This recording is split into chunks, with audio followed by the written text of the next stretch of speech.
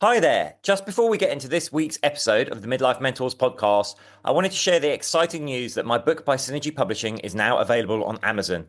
And if you're in the UK, at Waterstones, Smiths, Blackwell's, and other good bookshops. The Midlife Male Handbook, A Man's Guide to Thriving Through Andropause, is 3 years in the making. Inspired by my own struggles when I hit my late 40s, and also because I see so many midlife men suffering in silence. I couldn't find anything out there that explained what was happening to me, or more importantly, how to make positive changes. So I wrote this book for myself and all the other midlife men out there who might be feeling lost, isolated, or depressed, or are suffering from low energy, weight gain, and a decreasing confidence that's affecting their personal and professional life. My book explains what's going on based on the latest scientific research, and I've also included a 30-day action plan to help busy men regain control and feel like themselves again.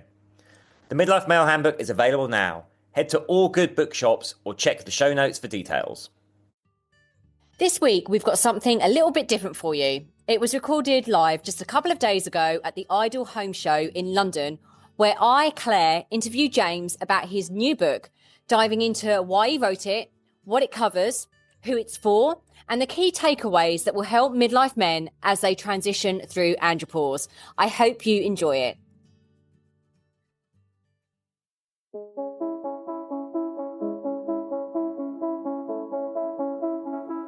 Hi, I'm James Davis. And I'm Claire Davis. We're the Midlife Mentors, here to lift the lid on how to achieve health and happiness. The balanced, no-nonsense way.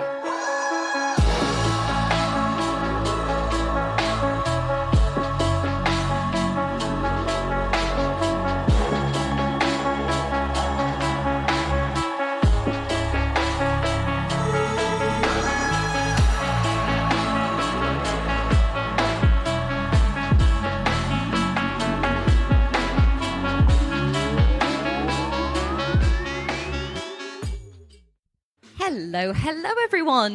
Welcome to the Spring Clean stage here on the Ideal Home Show. You're in for a little treat now. We're doing something very different, a live podcast recording.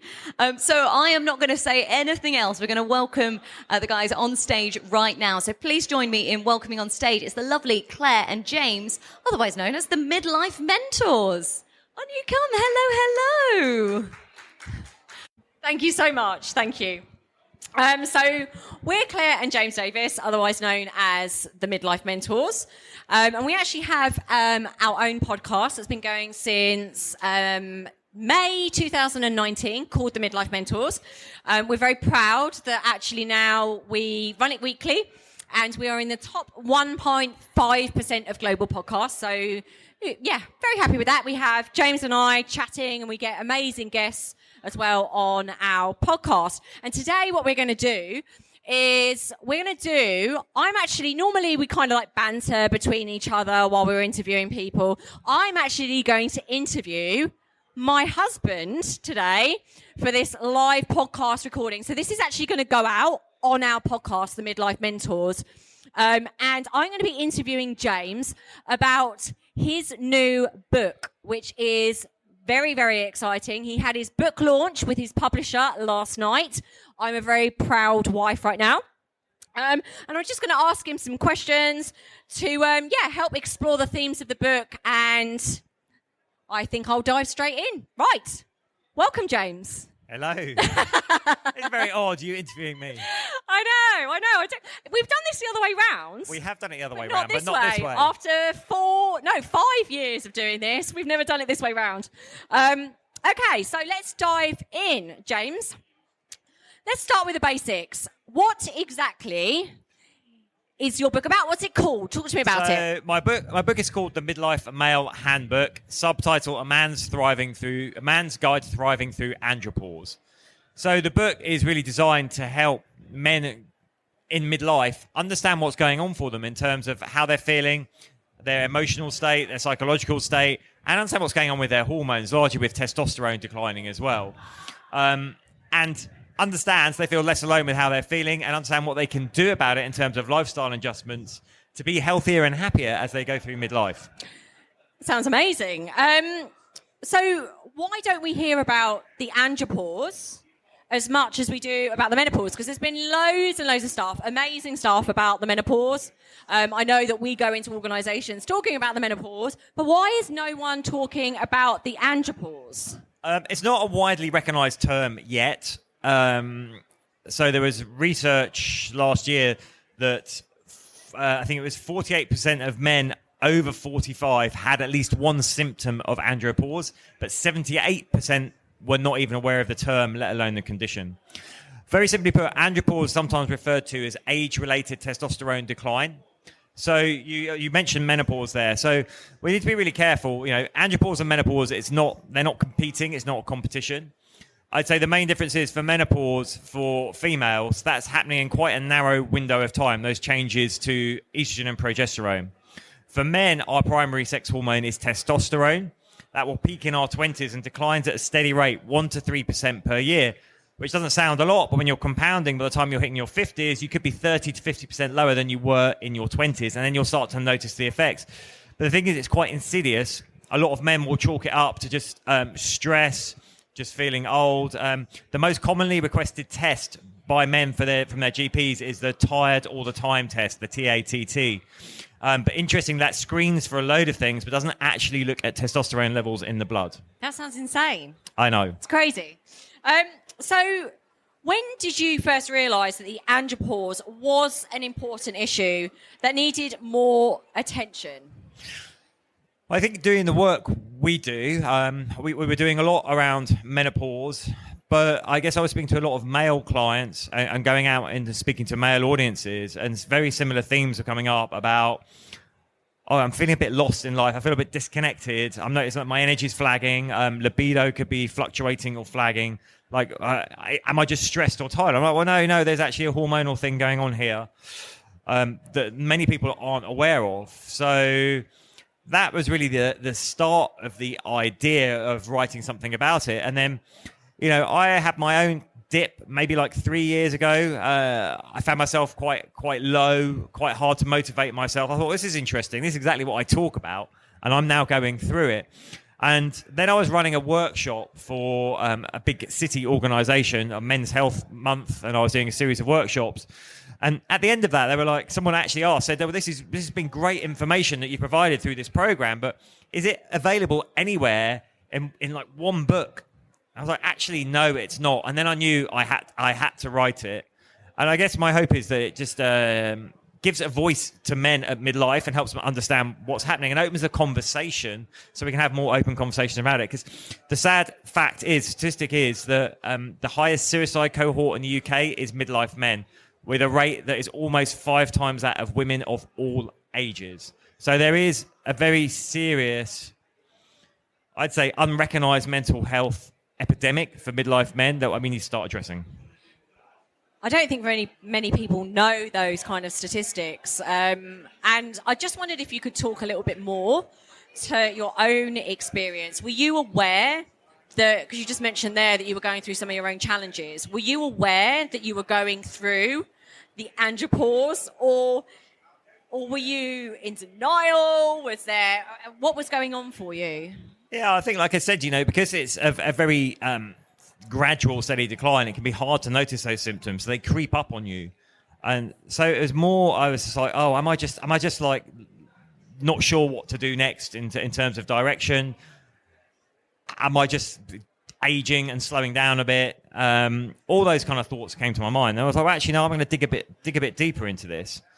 And so that really spurred on the research to go into the book. And I think for a lot of the men I speak to, it's very hard to pinpoint one symptom. So we know with things like menopause, women will often talk about things like hot flashes, night sweats. The symptoms are more severe in menopause, undoubtedly. But for men, it's more this, I just feel like I haven't got the energy. My confidence is lower. I haven't got to get up and go. I am getting brain fog now. And again, it's really easy to chalk this up to just being stressed or just natural aging. But there are actually other things going on. And what areas of your life would you say, in your own experience, and I suppose the men that you work with, what areas of your life did it impact? Well, for me personally, it was kind of impacting, I guess, my physicality in not feeling as motivated to work out as often. I think it impacted my work because I kind of lost my motivation a bit. I wasn't sure what direction to go into. And I think it had an impact on our relationship as well, because obviously I was more withdrawn. And this is something we hear all the time from the female clients we work with, that like, oh, I've noticed my partner is now seeming a bit more withdrawn. They're not really present. And sadly, the statistics bear this out, right? So all the research says men are less good than women at maintaining social networks. Even when they do, they don't tend to open up and talk about things. And as they age, they become more and more isolated. Yeah, and I think that's why we find it really important to talk about this, especially like the male and female experience of midlife. For me, going through peri-menopause, for you going through andropause as you did, and the challenges that we came up against. And I know we're sharing more and more of that journey for us personally, but also from the knowledge we have and the background we have. Okay, so you've talked about some of the symptoms there, but many people, many men aren't going to know what andropause actually is. So can you just go into a little bit more detail about some of the symptoms that they might be experiencing? Sure. So some of the symptoms would be on the physical side. You might notice that you're losing muscle mass, losing strength. You might start to lay on more fat, particularly around the abdomen area. You feel more lethargic, have less energy. Libido can fluctuate or disappear. You might have erectile dysfunction as well. These are all the physical signs. On the psychological, emotional side, it can be things like the brain fog, feeling less confident, that low-level anxiety that keeps buzzing away, and this kind of feeling of withdrawing from the world a bit and isolating more. Yeah. And what do you think some of the biggest misconceptions about andropause are that you would like to take this opportunity to clear up? Yeah, it's very frustrating. So I've been banging the andropause drum for 3 years, and I've experienced a lot of resistance from the press on it, which I kind of understand, because a lot of the press is female controlled. And the pushback I've had directly from journalists is like, oh, we've only just got our menopause voice. We don't want men stealing our menopause. We just want to keep our own hormones. But I think it's not a them and us situation. We're stronger together. And that suicide statistic I referred to is truly horrific. And the impact on relationships is horrific. If a woman's going through menopause and a man is going through andropause, and they're both kind of withdrawing and not understanding what's going on, it can have a huge impact. And that can then knock on into career and everything. So my frustration is that at the moment, it's not being given the voice it should be given, giving the scale of the human cost that is involved. Yeah, and speaking from a woman's perspective, I don't understand that kind of them and us mentality either. It's not a competition, and I'm going to carry on banging the drum of andropause with you as your wife. But even if I wasn't, I don't come from that kind of mentality. So my next question really is, what was the most surprising thing you found out that you learnt when you were researching and writing your book? Well, sadly, the most surprising thing was that suicide statistic, because it's truly horrific. So that was something that really shocked me. And I think, I'm not sure what the latest figures are, but a couple of years ago, it was 84 men a week commit suicide in the UK. That's shocking. Yeah. 84. Yeah. And it's really interesting when you look at the link with testosterone. This is what I started to look into. So in young male suicides, testosterone tends to be higher than normal, but in midlife suicides, testosterone levels tend to be lower than normal. And of course, if testosterone is low, testosterone gives us a lift in move. It makes us feel confident. It gives us that get up and go. If it's low, then we're going to feel anxious. We can tip into depression, and then that's where it can end up. Yeah, and it's true. Like, even in our own circle, we've sadly heard a lot of midlife men having taken their lives and having access to this information. Yeah. I would say the worrying thing as well is, we know, so this is the other stat that I discovered, that testosterone levels are falling in the general population. So the average 20-year-old today will have lower testosterone levels than a 50-year-old from the 1980s. So we've got a younger generation coming through that already have testosterone levels that are very, very low. So by the time they get to midlife, they're going to have chronic symptoms.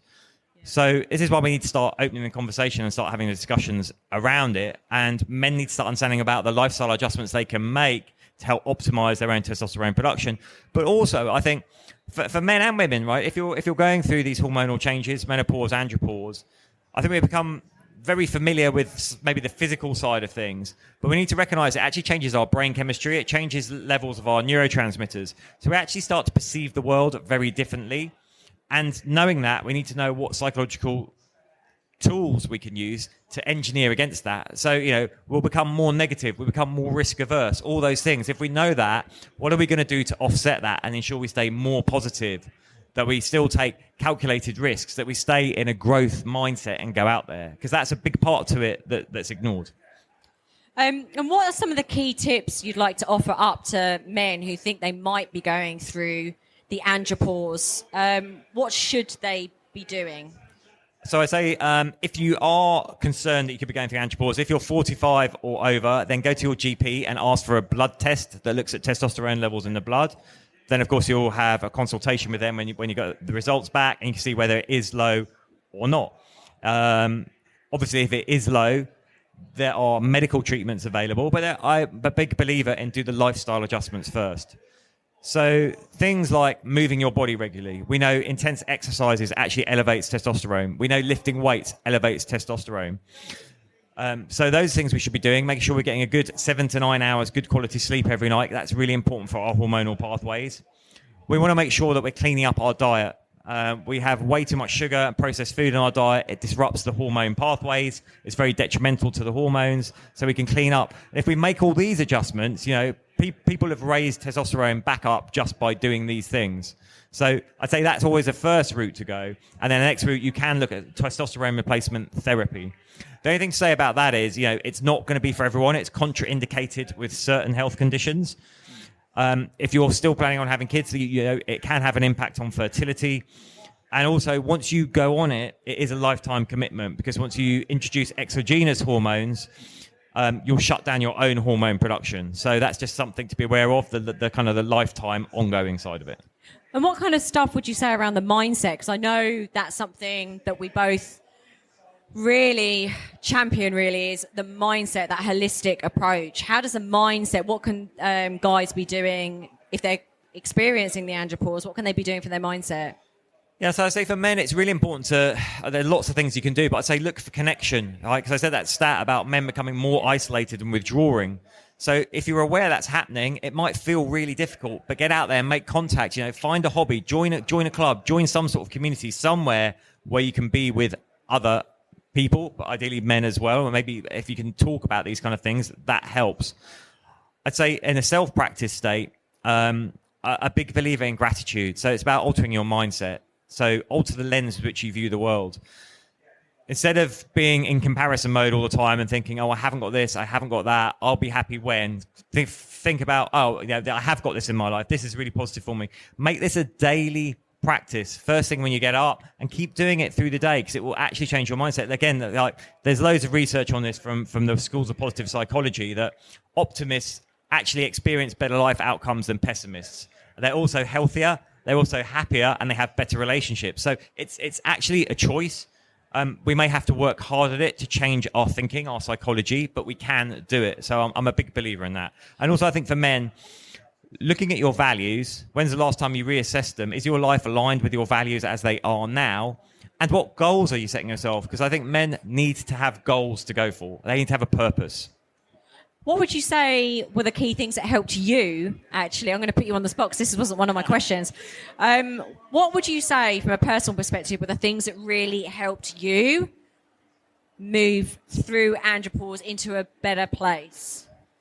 That's a great question. I mean, I was already doing the physical side, so into my training, and I do watch. My nutrition's generally good, so there weren't many changes there. I think for me, it was more about the mindset. Yeah. Do I want to continue with a negative mindset, or do I want to transform that to a positive mindset?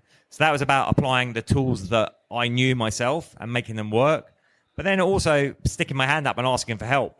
Going to a coach, going to a therapist, and being able to express what I was going through and find solutions to move forward. So again, men are very poor generally at asking for help, putting a hand up going, I need help with this. So we think, we're taught we need to be strong, we need to be silent, deal with it yourself. Listen, you're just putting more pressure on yourself. If you feel you need help, support, then reach out and ask for it. And I also noticed the change in you once you started connecting with other like-minded men, just doing fun stuff with your Thai boxing. I was told off the other day that I called it kickboxing. It's Thai boxing, Claire. It's Thai boxing. Can you talk to us a little bit about supplements, please? Yeah, so I think with supplements, we need to be careful. We know that supplements is a big industry, and there's a lot of, I'd say, supplements push which have dubious research behind them. But there are certain supplements that are good for supporting hormonal health. So let's start with overall diet. Most of us, our food quality is a lot worse today than it was even 20 years ago, right? It's just not as fresh. It's not as nutrient-packed for a whole variety of reasons I won't go into here. So most of us need to supplement with vitamins and minerals. So the key ones for both men and women for hormone health: zinc, magnesium, vitamin C, vitamin D3. Taking these will all help with your general health, immune health, and your hormonal health. I'd say a big one for but again, most men and women is what we call a family called adaptogens, which are herbal in origin. And the one that's got the most solid research behind it is the one called ashwagandha. Now, we can take this. It's actually shown to lower cortisol levels. Cortisol is our stress hormone. When we're stressed, we actually deplete our sex hormones. So again, if you're a man and you're stressed, you're actually running down your testosterone levels. Ashwagandha will help balance it out. But with the vitamins and minerals, you can take those constantly. With ashwagandha, you need to cycle it on and off. Take it for 6 to 8 weeks, rest 4 to 6 weeks, come back on. Then there's a whole load of other herbs, but the research is really a lot more mixed. You've got things like your tonka ali, your maca, your ginseng. I'd say, if you feel they might make an improvement, different people respond differently. You can try them and see how they work for you. Amazing. Thank you for that. If there was one key message you would like men and their partners to take away from your book, what would it be? I say don't ignore how you're feeling, because I think we have an inclination to not to want to face things, and we'll be like the ostrich, bury our head in the sand. I'll just push that down. I'll deal with that down the road. But the longer you leave it, the harder it's going to get to deal with. So I'd say be brave, face up to it, have that acceptance, have that honest conversation with yourself, because acceptance is where change starts. Amazing. What is next for you, Mr. James Davis? What's your next passion, your mission? What's going on next? Well, there's a few things. Obviously, continuing to work promoting the book and going into organizations and talking about this stuff and how it can impact the male workforce in a really positive way. I'm doing a lot of work there. I'm starting to hook up with various different men's groups, other people who are in this field, to try and push the voice and get more awareness out there. Then, of course, as was announced last night, you and I are going to write a book together. We are. I actually So in about a year from now, we should be back talking about our next book. A year from now, we will. I actually found out once it was announced to everyone. I didn't realise. That sounds amazing. And I also think, just from my perspective, seeing you, I always encourage you, big you up, but seeing your journey of you writing this book, going through your own challenges at midlife, and writing this book, it's been an absolute honour. And I know there are lots of women that I speak to all the time that express to me that they are concerned about, and it might not just be their partner, it could be their brother, it could, I've even, on the book launch last night, I had younger women coming up to me and saying, actually, I can see that my dad is going through this. And so there is a lot of women. I do believe this is a book, yes, that men will buy, but a lot of women are going to buy and then be able to support the men in their life. So, is there anything as we finish up this live recording at the Ideal Home Show, is there anything else to finish up that you want to share with us? I don't think so. I think, if you do know a man in your life that looks like, is in that age category 45 plus, and it looks like they're withdrawing from life a bit, that they're isolating themselves, they do seem not themselves anymore, they look a bit lost, a bit down, don't leave it. Don't leave it. Open up the conversation. Ask them, in the most appropriate way, what's going on for them, and maybe suggest, do you want to talk to someone else about this? Do you want to go and see the GP and get a blood test, get your testosterone levels checked? Give them a copy of a book, or leave it hanging around where they can see it, and you can investigate the information on their own. But you definitely don't leave it. Well, we actually had someone say that they left it on their husband's pillow. Just, really subtle. Also, guys like practical stuff. I'm not making generalizations here, but, us women too. But men they're doers and they want practical things. That's what's amazing about your book, right? Because it shares what's going on, the science. It's steeped in scientific research. I mean, the whole of the back end of it is all the research that you looked into. It's huge. But also it's super practical because you've got a 30-day program at the end. Yeah, so I wanted to do that. I wanted to give the information. So the book is, if you're a man and you're feeling quite alone with this, we can look at it and go, aha, I'm not alone. This is what's going on. Oh, this is why it's happening, because we want to understand why we're feeling this way. And then here's what I can do about it. But more than that, because men are doers, there's a 30-day program you can take yourself through that is using a lot of those psychological tools we talked about to help improve your mood, your cognition, your psychology, have a more positive view on life. But there's exercise and nutrition in there as well. Yeah, and it's amazing. Even going through this experience with you, it's brought us closer because we understand each other. And there's a lack of connection, a lack of communication, especially at midlife when we're stressed and all this is going on. So I know this is a book that's going to help marriages. It's going to connect people, make us more compassionate with our partners and the men in our life. So thank you very much for joining me. Thank you, Mrs. D. Thank you so much.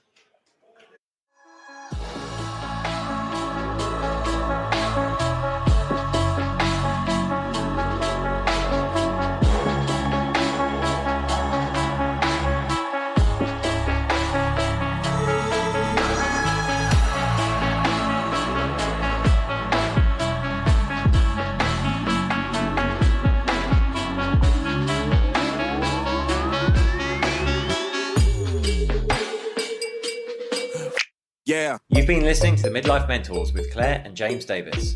We'd love to hear from you. So drop us a line at info@themidlifementors.com with any questions or topic suggestions. And make sure you join us on our Facebook page and YouTube channel. You can find us under the Midlife Mentors. Yeah. What? Yeah. Yeah. Yeah.